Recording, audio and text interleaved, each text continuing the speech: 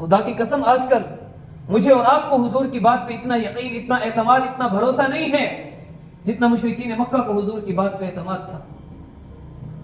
رسول اللہ صلی اللہ علیہ وآلہ وسلم ہجرت کر کے مدینہ طیبہ تشریف لے گئے۔ حضرت سعد انصاری رضی اللہ تعالی عنہ انصار صحابہ کے سردار ہیں۔ زمانہ جاہلیت سے ان کے امیہ بن خلف کے ساتھ اچھے تعلقات تھے، اچھے مراسم تھے، دوستانہ تعلق تھا۔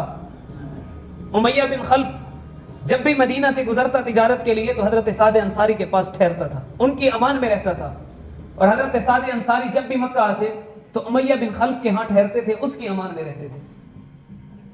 ایک دن حضرت سعد انصاری مکہ میں تشریف لائے، پورا مکہ ایمان والوں کا مخالف ہے، دشمن ہے۔ امیہ بن خلف سے کہا کہ امیہ میں بیت اللہ کا طواف کرنا چاہتا ہوں۔ امیہ اپنی پناہ میں حضرت سعد انصاری کو مکہ میں لے کر گیا۔ حضرت سعد انصاری نے کہا کہ مجھے ایسے وقت میں مطاف لے جاؤ کہ جب وہاں پر رونق کم ہو، لوگ کم ہوں۔ تو حضرت سعد انصاری کو امیہ بن خلف دوپہر کے وقت میں مطاف لے گئے۔ دوپہر کا وقت سے حضرت سعد انصاری بیت اللہ کا طواف کر رہے ہیں۔ اتنے میں ابو جہل آیا، اس نے آ کر دیکھا کہ حضرت سعد انصاری جو عظیم صحابی وہ بیت اللہ کا طواف کر رہے ہیں۔ تو ابو جہل نے امیہ بن خلف کو مخاطب ہو کر کہا کہ او امیہ، یہ میں کیا دیکھتا ہوں کہ بکریاں چرانے والے ہمارے دشمن ہمارے علاقے میں، ہمارے شہر میں، ہمارے گھر میں آ کر کھلے عام گھوم رہے ہیں اور ان کو کوئی ڈر بھی نہیں ہے۔ یہ صرف تمہاری وجہ ہے، اگر تم نے اس کو امان نہ دی ہوتی تو میں دیکھتا یہ بیت اللہ کا طواف کیسے کرتا ہے۔ حضرت سعد انصاری نے کہا کہ او ابو جہل، اگر تیرے اندر اتنی ہمت، اتنی جرأت، اتنی سکت، اتنی طاقت، اتنی غیرت ہے تو مجھے ہاتھ لگا کر دیکھو، پھر میں دیکھتا ہوں کہ تمہارے تجارتی قافلے مدینہ سے ہو کر کیسے گزرتے۔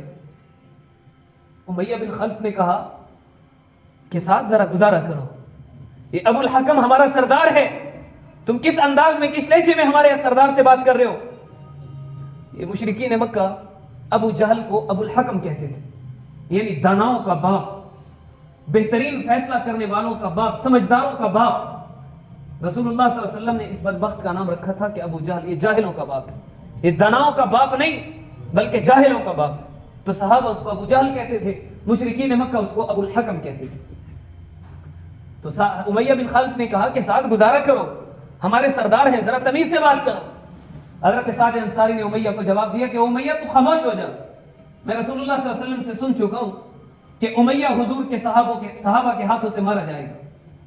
مورخین لکھتے ہیں جب امیہ بن خلف کے کانوں میں یہ بات پہنچی کہ محمد نے فرمایا کہ میرے صحابہ امیہ بن خلف کو قتل کر دیں گے، تو امیہ بن خلف مطاف میں ٹھہرا تھا، اس کی شلوار گیلی ہو گئی، اس کا پیشاب نکل گیا، اس کو اتنا یقین ہو گیا کہ محمد نے کہا ہے تو میں مارا جاؤں۔